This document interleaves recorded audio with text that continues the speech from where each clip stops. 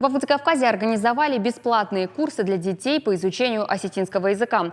Самому маленькому ученику 3,5 года, самому старшему 15 лет. Учат язык, начиная с самых азов. Пробный курс продлится 1,5 месяца. Занятия в Республиканском дворце детского творчества проводят студенты пединститута. Организаторы планируют сделать курсы на постоянной основе. На занятиях побывала и наш корреспондент Карина Гигалаева. Дарай шоу-хорш. Давид, это что значит дарай шоу-хорш? Это доброе утро, да? Приветствие, знакомство, диалоги и даже игры. И это все на осетинском языке. Несмотря на свой юный возраст, ребята понимают, знать родной язык важно. И они готовы его изучать, пусть и приходится непросто.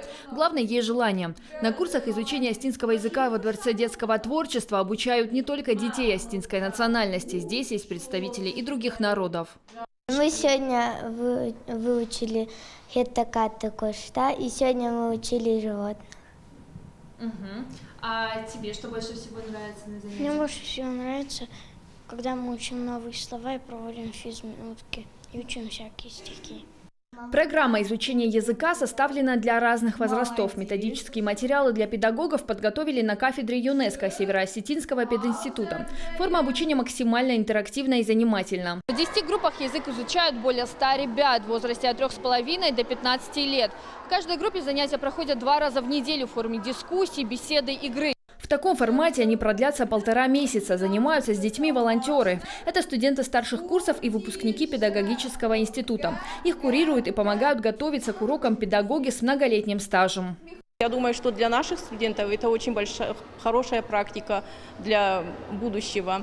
Причем студенты ходят сюда с большим удовольствием, им очень интересно работать с детьми. Мы планировали так вот, что группа студентов, одна группа будет вести занятия в течение 2 недель, но я смотрю по настроению, и студенты хотят продолжить эту работу. Бесплатные курсы по изучению осетинского языка разработали в рамках государственной программы Министерства по делам национальностей. Инициаторы – Министерство образования и науки. Главная цель проекта – популяризация родного языка. Задача курсов не обучить детей грамматике осетинского языка, а в непринужденной, свободной форме обучить их разговорной осетинской речи. Также это популяризация осетинского языка, привитие любви к осетинскому языку детям. Это главные задачи курсов. Практика показала, спрос и интерес к подобного рода занятиям высоким. И уже на следующий год организаторы планируют подготовить несколько площадок для бесплатного изучения осетинского языка. Карина Гигалаева, Александр Каджаев. Новости Осетии.